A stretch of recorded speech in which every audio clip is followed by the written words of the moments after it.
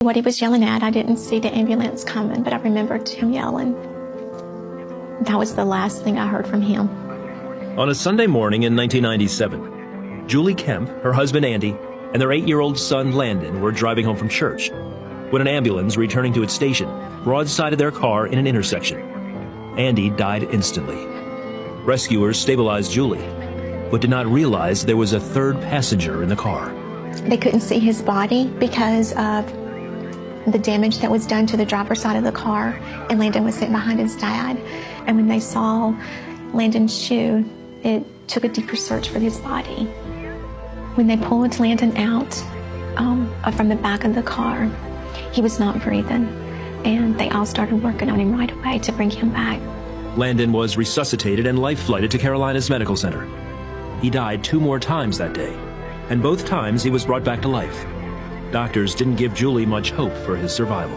They told me that if he lived, which did not look good, but that if he lived, that he would be like an 8-year-old baby, that he would not know how to walk or talk or to eat. I was so desperate that was okay. I would take that just to have him. He was all that I had.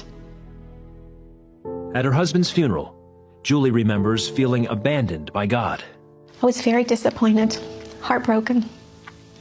And while I'm sitting at the funeral, I'm fussing at God. I don't understand why this happened. I don't understand why he didn't send angels to protect us. But in the very next breath, I'm praying as hard to him as I've ever prayed in my life for Landon to live. Landon had suffered massive head trauma during the accident and remained in a coma. He's hooked up to all kinds of machines to keep him alive. And there are no signs. There's nothing good or bad. They see nothing happening. I kept praying that he would open his eyes. After 2 weeks in a coma, Landon opened his eyes. To everyone's amazement, he had no brain damage. But in the midst of her joy, Julie knew she had to tell Landon about his father. He had scars on his face, and his head was just full of hurt. And I didn't want to hurt him anymore. So I asked Landon, I said, Landon, do you know where your dad is at? And he told me, yes, I know where he's at. I saw him in heaven. Landon is now grown, but still clearly remembers his amazing experiences in heaven. I remember being able to see my dad and his friend Olin Palmer, who had passed away less than a month before he did, also in a car accident, and Olin's son Neil Palmer, who had died on a 4-wheeler years before. Never one of us said a word to each other, but we were just all standing there. He looked over to me and says, oh, Mom, by the way, I forgot to tell you, I saw your other 2 kids. And I just looked at him because I wasn't sure what he was talking about. But I had 2 miscarriages before Landon was born.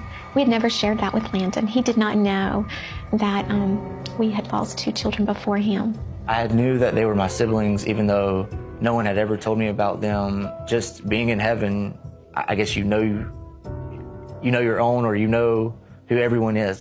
He says each time he died, he had a different experience in heaven.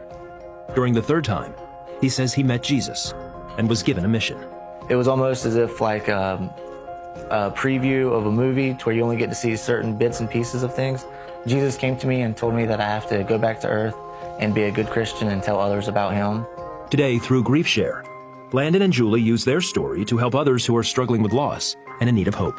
I didn't understand in 1997, why God didn't send an angel, but I know that there were angels there, and I know that we were protected and we are living out what his plan is for us. Instead of staying mad at him, I was able to use the story to help others not to give up and to keep their faith on their grief journey. I just want people to realize that Jesus is real. There is a heaven, there are angels, and to follow his word in the Bible, and life does get better at the end. In her book, Faith Has Its Reasons, Julie says God has used their experience to bring others closer to him and has brought new blessings to them. It is a huge blessing that I get to watch my child tell others about Jesus. He is always willing to let others know that there is a heaven because he's been there. I know I'm doing it for Jesus. I know that he's real. I know that angels are there. I know that there's a heaven. I'm not doing it for someone who I don't know or I've never seen. I've seen Jesus. I know he's there. he's asked me to doing this, and this is what I'm doing.